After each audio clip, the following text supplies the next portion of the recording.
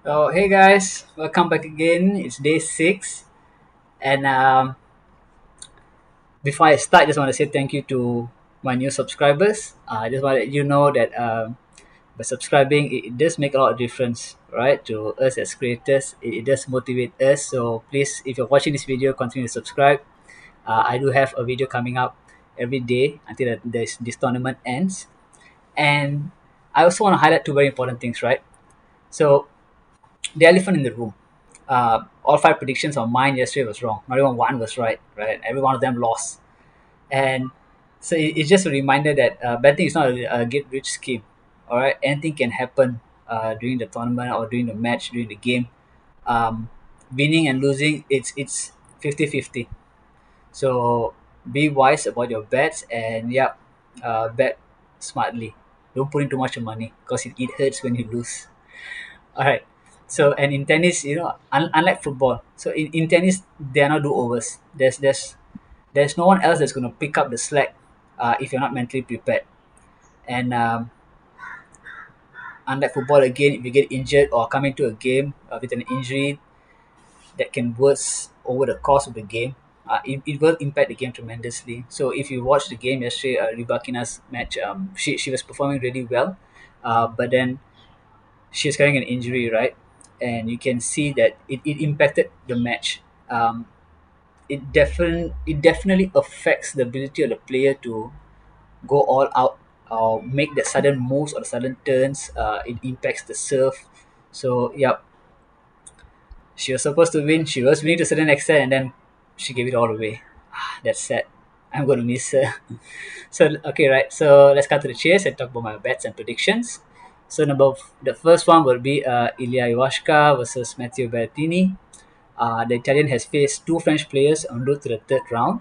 He's also won on both occasions when he met Iwashka, finalist in Wimbledon Open, only to lose in the finals to the GOAT himself, Djokovic. Surely a clear favourite to win and a clear favourite to go to the finals in this tournament. So my pick is Berrettini. The second match would be Basilashvili versus Opelka. Basilashvili has overcome two Americans en route to the third round of this tournament, and now he meets another American. What a coincidence, right? And he's going to face Riley Opelka. Riley Opelka, he made easy work of his past two opponents. You can judge that based on the score, and is definitely in a good form with home crowd advantage once again, and him being really comfortable on hard court, which adds to the speed that he's able to generate with his serves. So putting these two together and the fact that he's got the backing of his home crowd, I am going to go with Opelka to win, but maybe not as comfortably. Perhaps four games in total, or sorry, four sets in total. But yep, Opelka for the win, right? So the third one will be Harris versus Shapovalov. So Lloyd Harris has proven this year that he can handle the best players on his day too. In fact, Harris beat Shapovalov in the semi-finals for the Dubai Open earlier this year before losing to Aslan Karatsev in the first ATP 500 final. Uh, Time for some sweet revenge, right? You bet it is. So Shapovalov is not alien to big tournaments, and his performance this year has been fantastic, right, guys? Let's go back to all his previous matches in the previous tournaments, and he is definitely on form, definitely this year. It just maybe his year.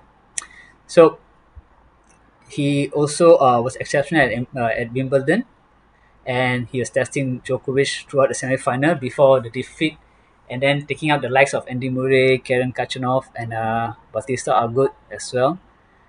So Shapovalov did face big names in his earlier two matches en route to the third round compared to Lloyd. So yeah, confidence is important, and this is definitely going to be a very exciting match. Perhaps a very close one as well. You never know, right? So my fourth bet, we Kvitova versus Sakari. So I'll call this a wildcard bet because the odds are almost exactly alike, right? If you can see. So even the bookies are not entirely confident with any one of these players. So both women have not dropped a set on road to the third round. They've been winning quite comfortably. So I can also understand. So that helps me understand why the bookie is finding it hard to predict a clear favorite.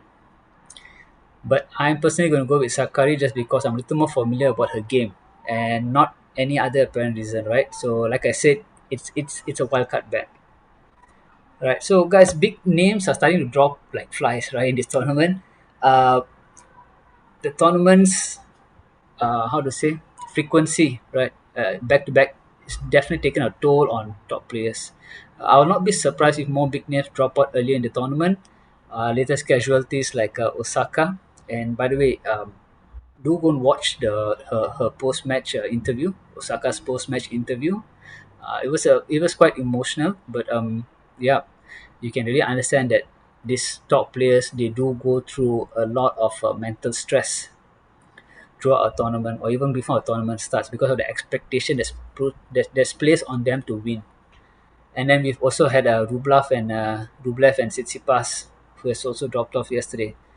So I mean, there are still big names like Djokovic, Shasha, and Medvedev. You have also got Bati and Sabalenka and so on.